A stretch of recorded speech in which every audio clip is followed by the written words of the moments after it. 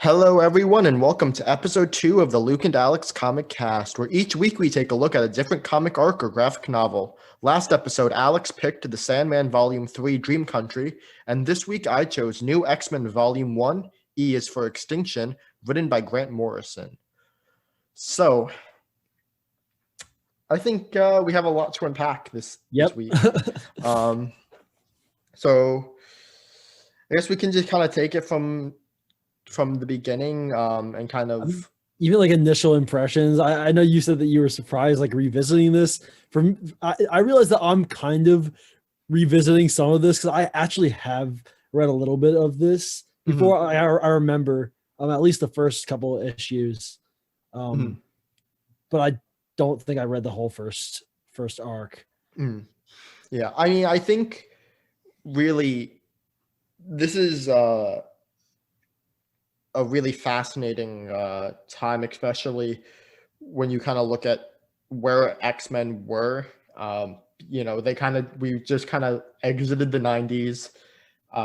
We're kind of at the beginning of like the X-Men movie, that was new and exciting. And you can clearly see the influence movies on this. Yeah, that had a very big influence, especially Wolverine. But he's so tall. I think I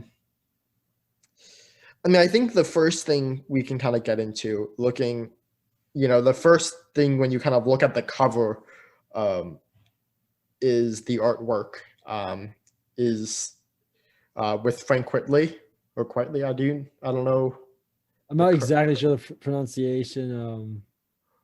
I guess we can go with Quitely, and if we butcher it, I apologize. Frank. We can go with we'll go with Frank. All right, we'll go with Frank. Not to be confused with Frank Miller. Yeah, well, all right. So I know he's very divisive. Some people love his art, some people hate it. I see the charm in it, but I do understand where, especially humanoid characters can kind of look. It's it's a bit jarring, especially like some of the faces that the faces. Yeah. I don't know, like in the past I feel like I've not been the biggest fan sometimes of his art. I remember reading like All-Star Superman, just like I liked some of it, but like the people I wasn't a big fan of. But when I was reading this, I kind of enjoyed his art. I kind of liked it, I don't know, I like the way he drew Jean, and Wolverine. Didn't really bother me this time around for some reason. One of my favorite pages from the first issue is when you get like the big X, and you have it's like it almost feels like a cartoon intro or something. You have like Scott Summers, Cyclops, Jean Grey, Emma Frost, Henry McCoy, and they're just like all like on the left-hand side, and you see like their profiles, except for Wolverine there. You just get the claw for him. Yeah, I really enjoyed that little part too. I think like looking at this this issue and the art in general, it's like,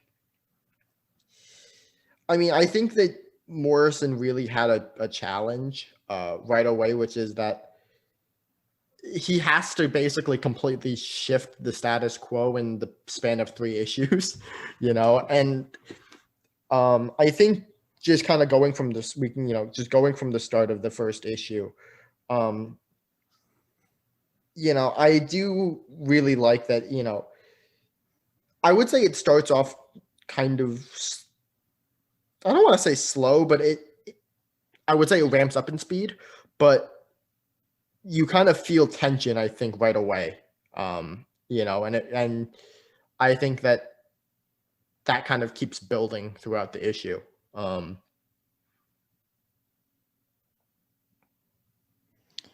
Yeah,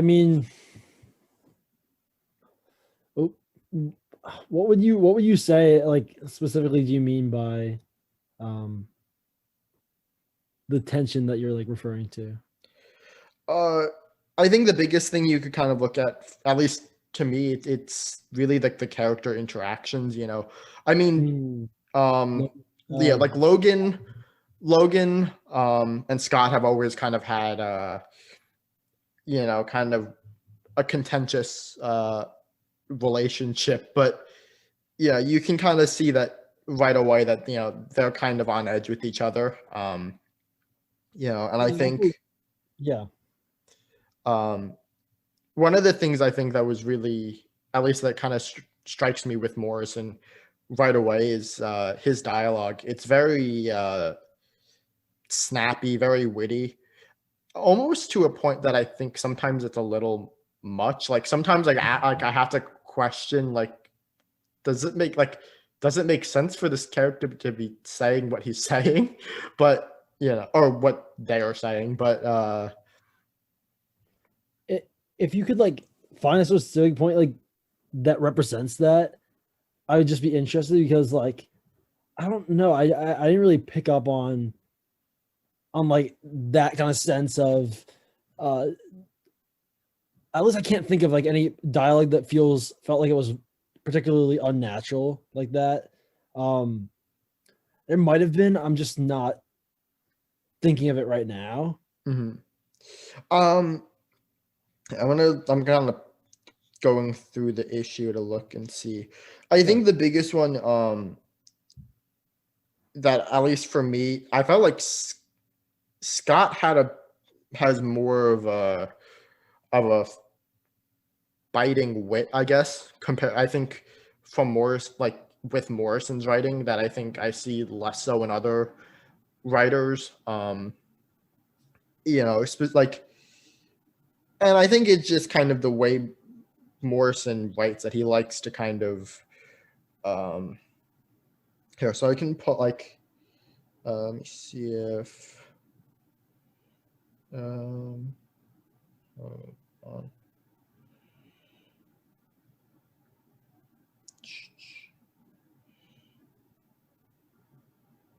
So yeah, I guess like for instance, where Scott and Logan are on the plane with the Australian mutant. Yeah. Um, John or whatever they call him. yeah. So Logan says, "Smell of cooking skin, I guess. Do we really have to drag this poor jerk all the way back to Westchester?" And Scott replies, "He was hunted almost to death back there. If you can name any human doctors who would be willing to provide the medical treatment he needs, go ahead.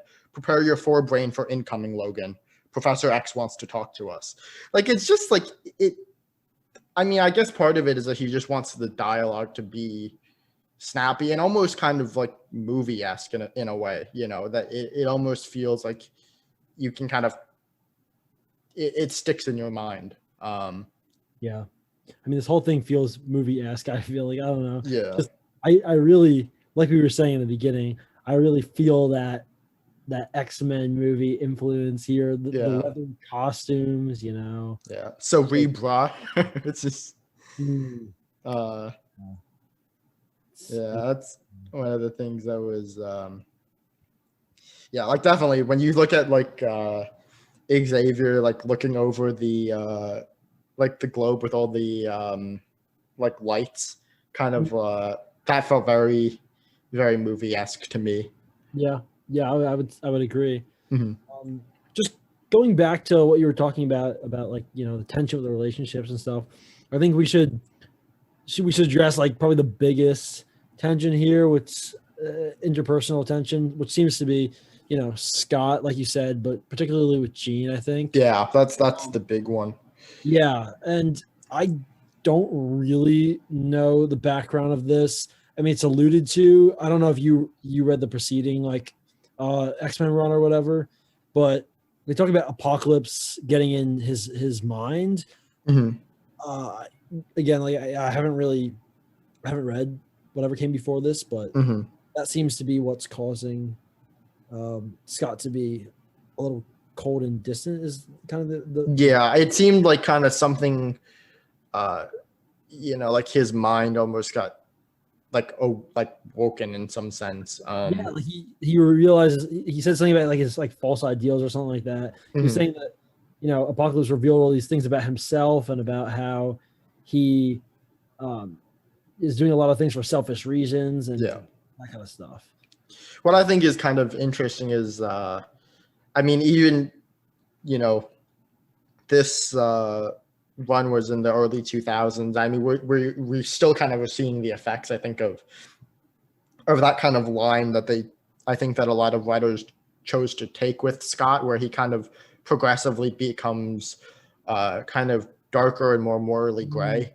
And I think you could really start to say that this is kind of the beginning of that trend for him. To the point, I'm not really following recent comics, but I know like a few years ago where he's just like basically a villain. Yeah.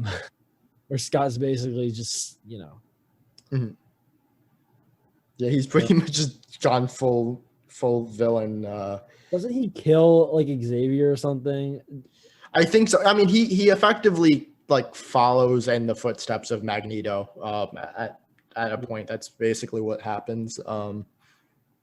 I think just going back to the first issue. I mean, I think honestly, the first issue was the weakest in my opinion, because I think that there's just a lot of setting up. Like you gotta see, like you see Cassandra Nova. That's and you kind of see her with Trask, not Bolivar Trask, the dentist. I got confused there for a second. I was like, but and then I realized it was there was the dentist who was related nephew or something like that. Yeah, I think so. I mean, again, I think that's like for me it just felt the first issue. I think just kind of it really felt like Morrison. I mean, I don't know whether it was his decision or Marvel's decision, but the actual arc came out to be 3 issues. So I think that it was 4. It was just 3 for the actual arc itself. I don't know if you may have.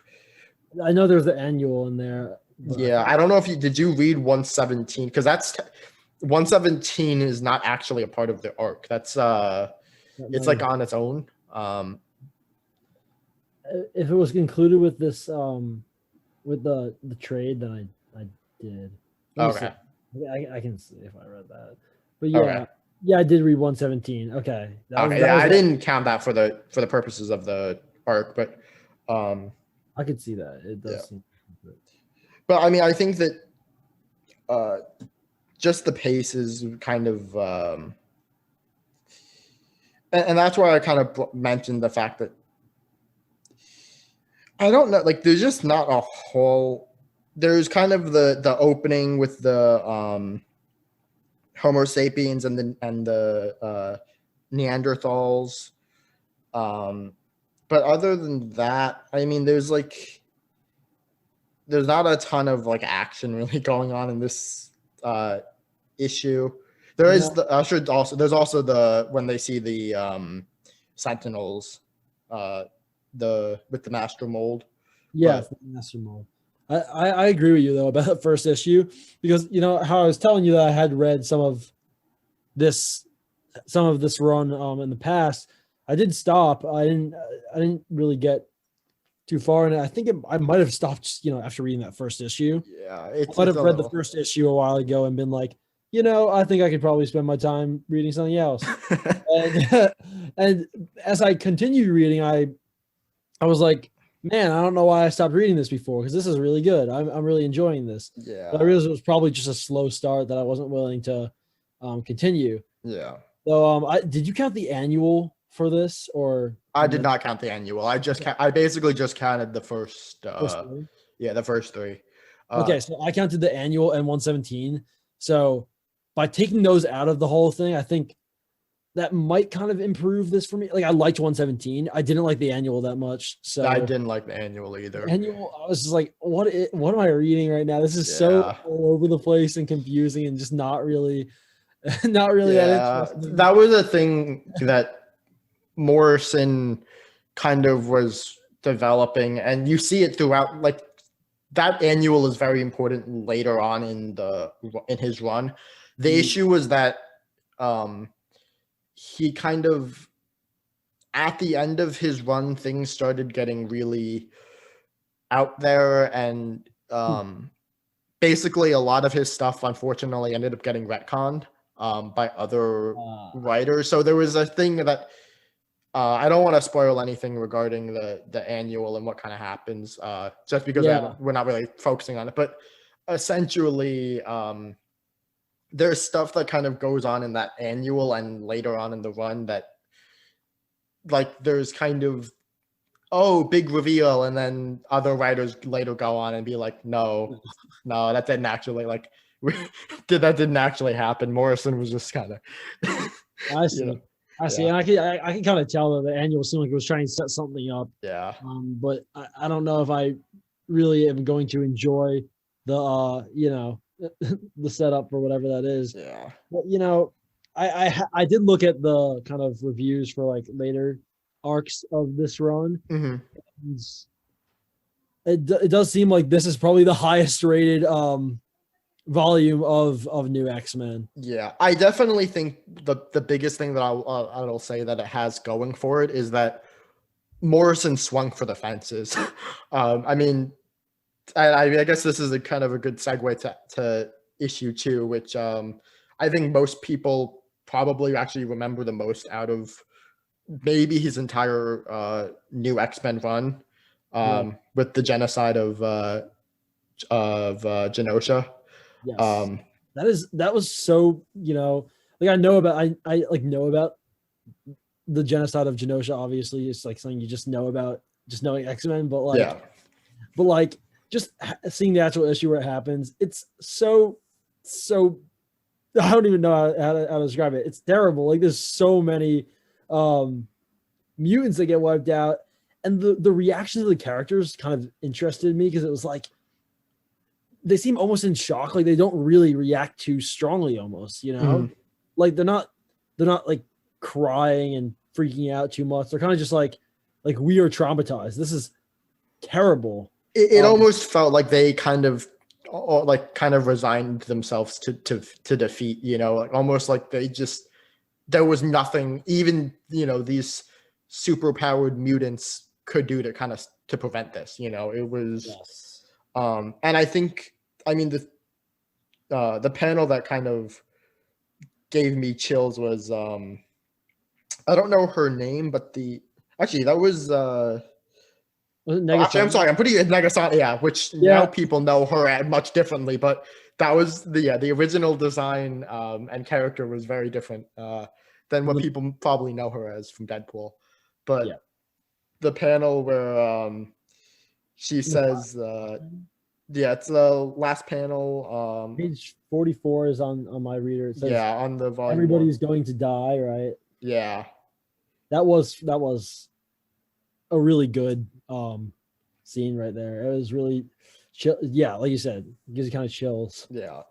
I'm kind of curious. I think that one of the things that is really kind of striking when you actually see this genocide occur is the fact that there's no actual dialogue or text in the 2 pages that you basically see it, really you see the beginning of the destruction, and you're basically just seeing Genosha being destroyed. I'm kind of curious, did you like that decision, or do you think it would have worked better to kind of like see dialogue with it? I don't really think that dialogue was necessary for the destruction of Genosha. It's kind of just like, I mean, again, talking about like the cinematic qualities of this comic, I think that was very cinematic. I mean, I kind of you just watch it, you imagine the explosions. You can almost imagine the scene in a movie. At least I could, and it's kind of just like, I think dialogue captions would have kind of taken away from just the for lack of a better word, just like terribleness of this destruction. Just watching it kind of happen. Yeah, absolutely. And I think that, whether you love or hate Frank, as we're going to refer to him, Yeah. I think that most people would agree that he really captured the impact really well. He did. I mean, you really can kind of feel the weight of just the destruction and carnage that is brought about. I should mention when we do get back to like text, I think it's very effective. Like the population, like the population counter. Yeah.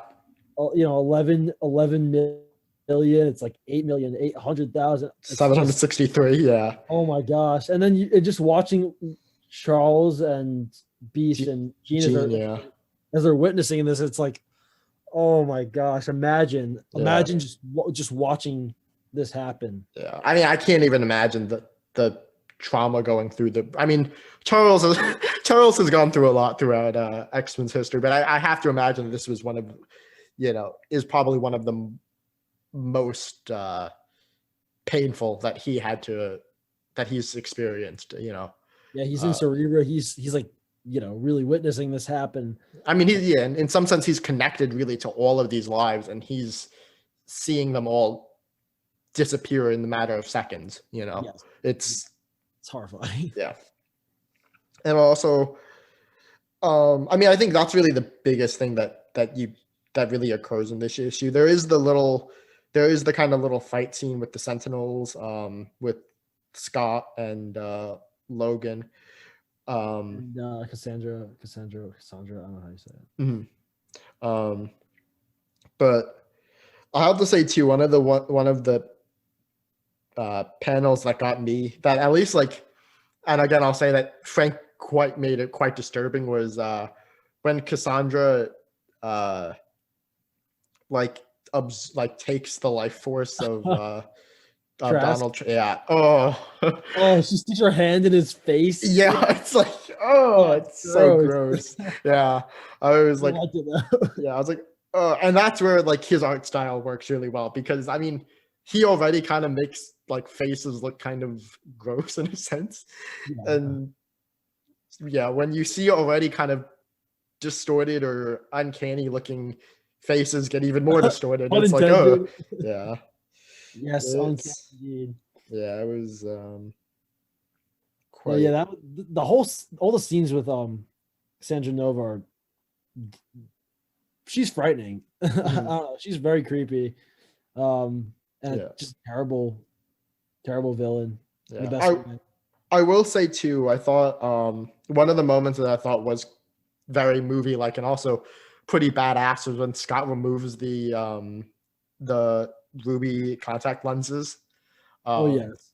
And you just see him with his eyes shut, with darkness around him. And he basically says, I've removed my contacts, which leaves me blind, but I know exactly where you are, and so help me, I'll gut you with a blink of my eyes if you try to hurt anyone else. I was like, damn, that's a pretty good line there, Scott. Yeah, there are moments where Scott is where he's a great character and a badass character. I mean, just having read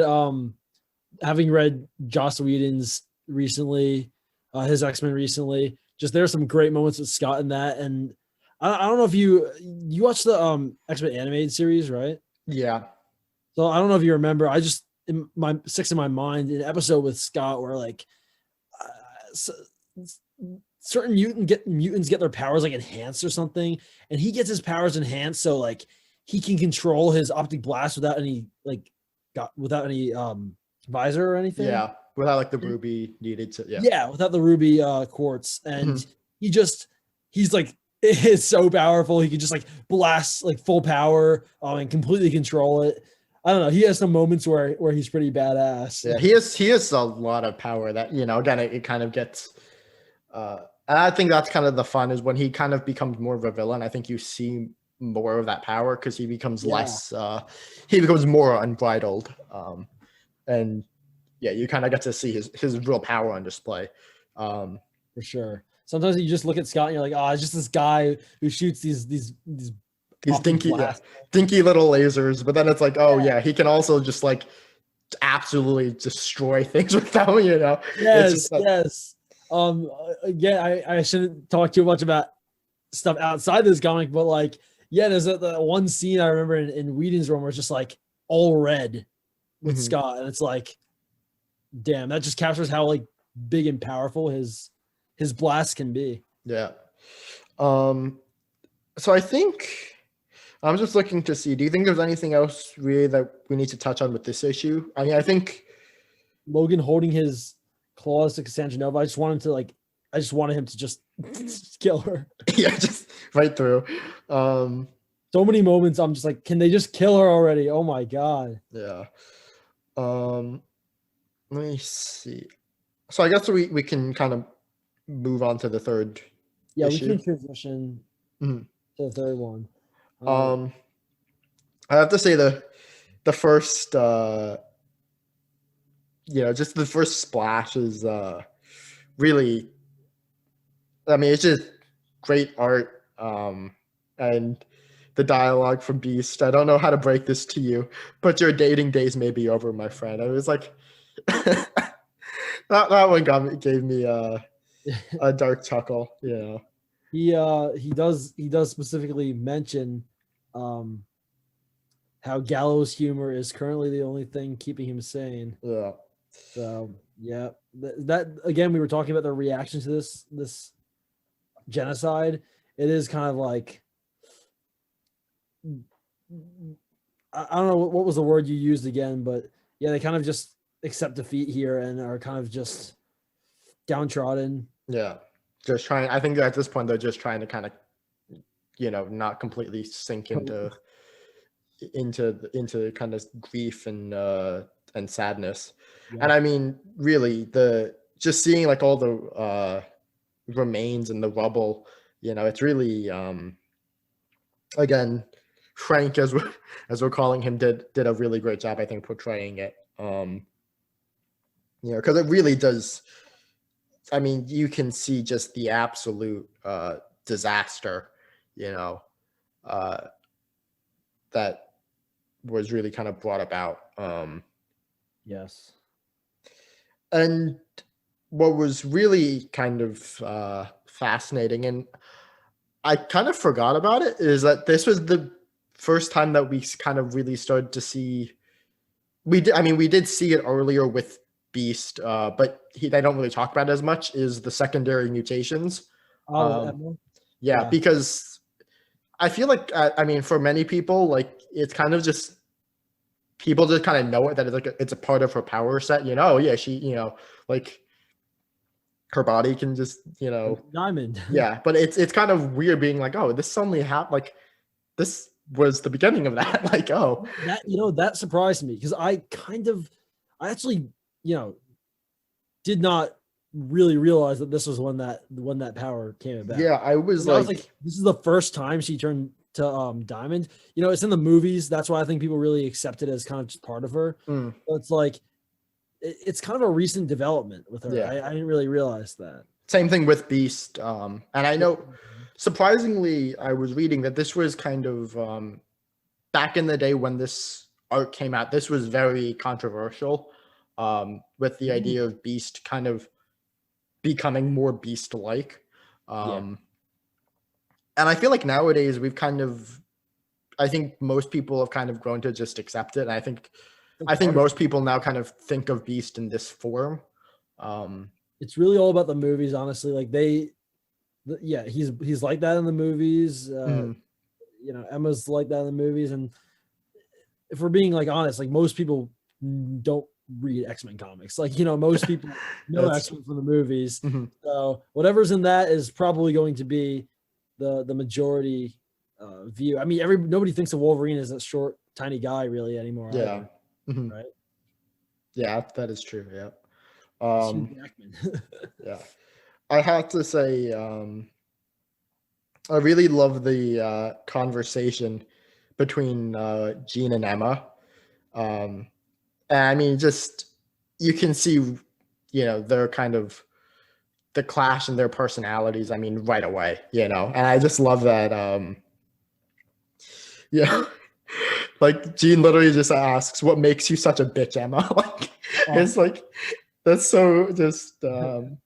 I mean, that does really feel fitting for Jean, because I think she's really a character that, I think a lot of the time she tries to kind of stay, even keel. She tries to kind of be, the diplomat. But I mean, really, this is kind of a part of her character too. I think that she has her moments where, when she gets angry, or when she, something is really getting to her, she can be pretty harsh. Yeah, Emma gets to a lot of people, it seems. Yeah. I think I want to just like mention something about like the just when we were talking about Emma and her secondary mutation, I was just thinking about like,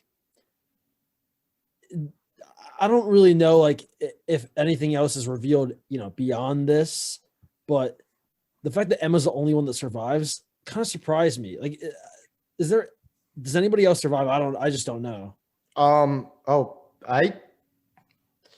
So that's where I think it gets a little bit weird. And that's where it kind of gets there. Yeah. So there are well, I know at least one person specifically who survives it. But it's a very small number. Yeah. And yeah, that was one of the things that was a little weird to me. I'm like, even if, I mean, it's weird because I believe technically they say that she turns into diamond, but I'm pretty sure, like, I don't know how a diamond would do against that kind of destruction. But yeah, I mean, look at the amount of mutants that were killed. I mean, these are mutants, right? Like a lot of them have power. Some of them have pretty crazy powers. yeah, but it's like diamond. Oh, I'm indestructible now. I guess that's really what they normally say, is that it's diamond, but it's indestructible diamond from everything. Yeah, seems like it's supposed to be a little stronger than regular diamond, because she Yeah. survives a lot of crap with that. Yeah. It's like Batman being peak human. You just kind of you accept it. Yeah. Yeah, it's like, okay. Oh, he's peak human. It's diamond, so it has to be completely indestructible. Like, it is comics after all. You don't want to dig too much into it. Yeah. I think we are kind of going forward now. The fight scene I thought was really I thought it was interesting when you kind of see the X-Men kind of really confront Cassandra, and you see freaking Logan's arm just completely like the skin shred off of his body. Oh yes. That was, yeah. And then never mind. I was about to mention something from 117, but we're sticking to the 3 issues here. So, but yeah, his arm's just like, you see his adamantium skeleton. Yeah. Also the black bug room, that was quite disturbing. Yes. Very strange. Yeah. Everyone has their own black bug room. This is yours, Scott. It's like, I don't want to have a black bug room. I really hope. I hope we don't. No, thank you. Yeah, no, thank you. I mean, yeah. Go ahead. Oh no, you can go. I was just kind of. Yeah, I was gonna say I love when Emma comes back and snaps her Cassandra's neck. Yeah, she snaps her neck, and then so good. Yeah. And then Charles just blasts at her. Yeah, that was I think that was also one of the things that I think there was a lot of talk when this issue kind of came out about that decision. He's like a pacifist or something. Yeah. Like, no, he's supposed to be. What is it like? He's supposed to represent like Martin Luther King Jr. or something like that. And he just pulls out his gun and blasts her. I mean, just him having the gun in general. I can imagine that being controversial. I mean, Gene is shocked by it. Yeah. I think we're all shocked by it. It's like, I mean, even Logan says hardcore shock. I mean, yeah, I know. Logan's a little taken aback. It's yeah. very interesting. Mhm. Yeah. And then you have the conversation with Gene and Scott, where you can kind of, I mean, it's obvious that their relationship is kind of on the rocks at this point. Yeah. I mean, I guess I can ask this kind of generally. Are you more of a Scott and Gene or Scott and Emma person? Do you have a preference, or is it like? I don't like know if I have a preference. I've had more exposure recently to Scott and Emma, having recently read Whedon's run. Mm-hmm. And I do enjoy that relationship a lot because they really contrast with one another. You know, at least at that point they contrast with one another. Of course, Scott goes a little more bad later on, as we were mentioning. But you know, he's supposed to be like this, you know, Boy Scout kind of character, or at least early on. Yeah. And then Emma's obviously not that. Mm-hmm. I really enjoy their relationship, but Gene and Scott's also a classic. I will say I also like Logan and Gene, that whole thing. The love triangle is always entertaining. Yeah, and obviously the movies really kind of, I think, pushed that kind of the Logan and Gene, you know, with which you kind of see like that the conflict with, because they kind of actually play with that too in the movies as well, where even early on, kind of Scott and Gene's relationship is kind of on the rocks.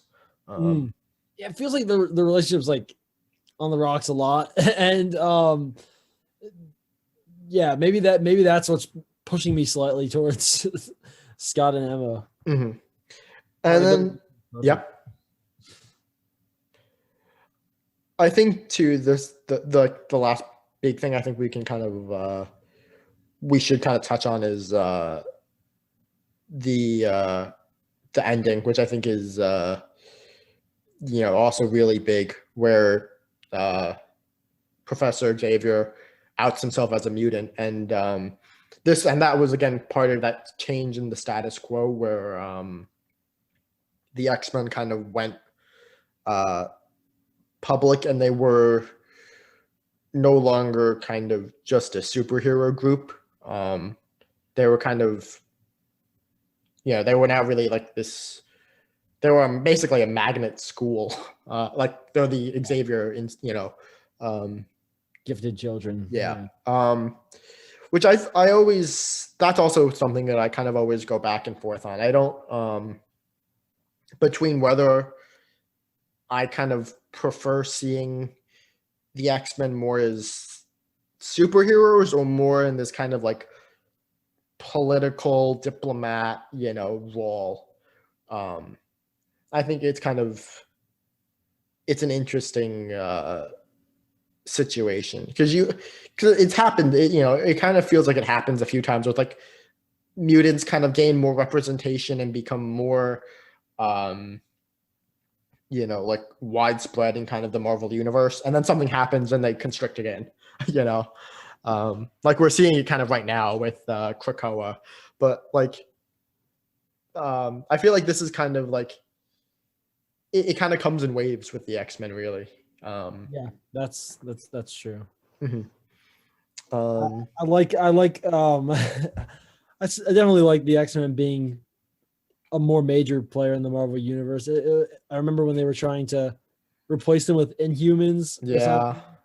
It's like nobody's gonna accept that. I don't know what Marvel's thinking, if they actually think they can do that. Yeah, I would say like, and again, I don't want to spoil too much about it, but I will say I kind of prefer how Whedon handles X-Men. I think kind of the role that he gives them. I think that with Morrison's run, again, there's the whole thing was really that he was looking to kind of change the status quo, and I think he did. I think he absolutely succeeded in doing that. But I think that, you know, in doing so, he definitely had to make some contentious decisions, you know, like wiping out, you know, millions of mutants, and then having you know, Xavier out himself, and kind of put the X-Men, and other mutants kind of out there to the world, instead of kind of being like hidden in the shadows. Yeah. And I think that, just like we were kind of saying earlier, a lot of the big status quo changes he makes here, just a lot of things from even just these first 3 issues, I feel like have just become like almost staples of, you know, X-Men. It's like you think of X-Men a lot of the times in the way that they are portrayed here, because it really has, he really has, I guess, changed the status quo, as you say. Absolutely, yeah. I mean, I guess we can kind of look at giving ratings if you want to do that. Yeah, we can kind of just look at our overall like evaluation of this. So I kind of, I mean, if you want to go first, I mean, sure. Yeah, so again, I kind of looked at this first like trade paperback collection, which collects the annual and 117. So my rating without those is a little bit different. I'd say these first 3 issues, I'd probably give like maybe a 4.2, 4.3. Like I liked these first 3 issues. I'd say that it definitely over a 4.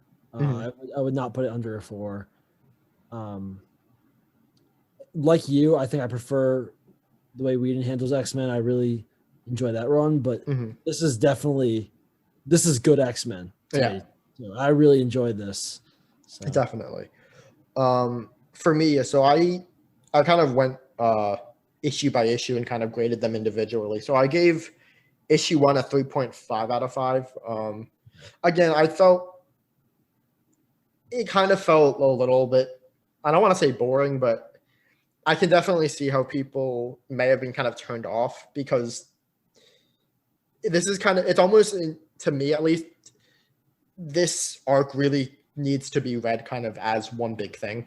It's really, or at least I feel like maybe reading the first 2 issues like together. Like I could definitely see if someone, you know, like when this first came out and someone just read the first issue, and they may have just been like, I don't really want to touch this or keep reading it. But I definitely think, for me, I gave issues 2 and 3 a 4.5 out of 5 each, because I definitely think that they both are really, first, I think they're really, really just good issues. And also they had major impacts kind of to the world of X-Men. And, you know, they really had a lasting legacy on you know, X-Men as a franchise. So yeah, I agree. I think I feel like I'm probably close to those ratings if you go issue by issue. And I think my overall rating probably reflects a similar rating to like yours. I honestly, like, because I was kind of conflicted. I'm like, do I like issue 2 or 3 more? And I think I like the fight with the X-Men and Cassandra. I think really more than like the Sentinel fight that Scott and Logan have. But the impact of the genocide, I mean, was and those, and really just the weight, I think, that Morrison and Frank give to it. I mean, that was heavy. You know? I mean, it's a historic like X-Men event, I'd say. You know, nowadays I feel like the genocide of Genosha is just like such a part of like X-Men. So it's a very significant issue, if nothing else, you know? Yeah. So yeah, even if you like issue number 3, I'd say that issue number 2 is probably more impactful on the canon. If that's Yeah, because that was just an absolutely massive event, Yeah. and we still remember it. And I think for a lot of people too, it still kind of has an impact on how people feel about Krakoa.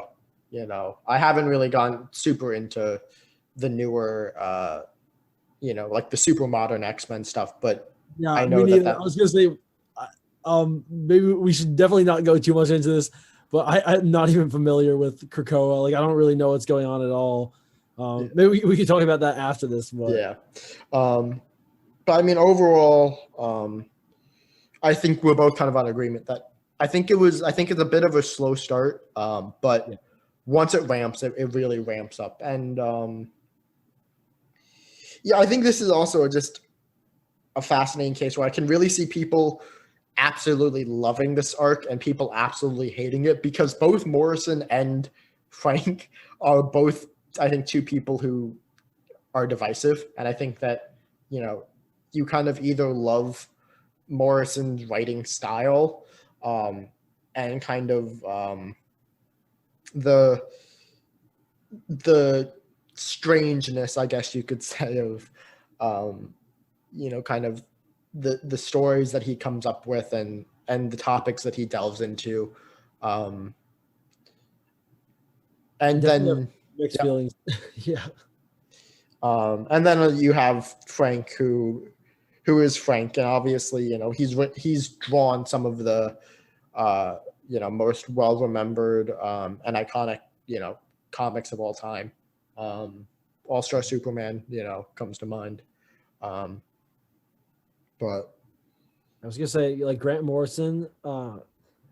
Definitely, when I was younger and reading comics, Morrison was very, very hit or miss for me. Like, sometimes his writing is not always so easy. Maybe when I was younger and I read more, so I get bored sometimes. Like, I remember not being super into All Star Superman back then. mhm, Like I told you, I only read the first issue of this. Didn't really get much further than that. yeah, There were some things I think he wrote JLA or something like that. yeah, he's done a lot. Yeah, there's definitely been some Morrison stuff that I've liked more so, but he was definitely not one of my favorite writers back in the day. So I Yeah, think revisiting him, I have more of an appreciation for him. mhm. Yeah. I mean, I definitely can understand two people who just you know don't really find his style as appealing, because again, kind of similar in a sense to Gaiman. He can kind of go dialogue heavy, Yes. and there's times where, I mean, it just will be a page of just dialogue, basically. You'll have the panels, but it's mostly just going to be dialogue, dialogue, dialogue, throughout the page. Not a quick read, Yeah, comparatively. yeah.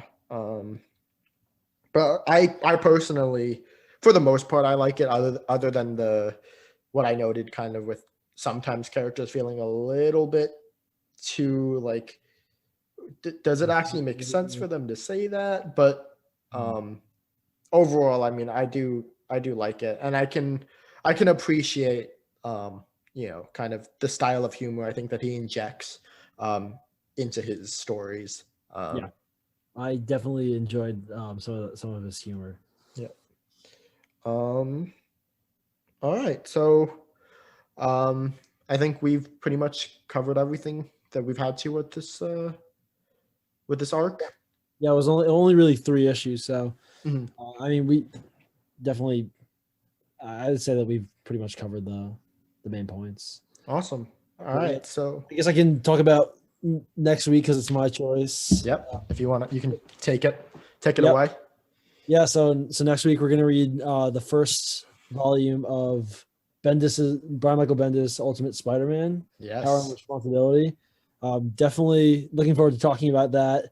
I mean, I was just talking about how when I was younger I wasn't the biggest Morrison fan, but I was a big Bendis fan. I really love his writing, and this is actually somehow my first time uh, really reading his Ultimate Spider-Man. I've read, like I was telling you, Luke, I've read the Miles Morales, but not the Peter part of that. So I'm excited. Yeah, I think it's going to be a lot of fun. And I think it's kind of cool that we've really started strong with the writers. And I think that we've picked 3 writers, I think, who all kind of have very distinct styles. That's very true. And I think it's really cool that we kind of get to see how different, really great writers, and really successful writers, and how they all kind of choose to approach, kind of the process of making these comics. And I think it's going to be a lot of fun. Yeah, I 100% agree. Awesome. All right. Thank you everyone for watching, and we will see you next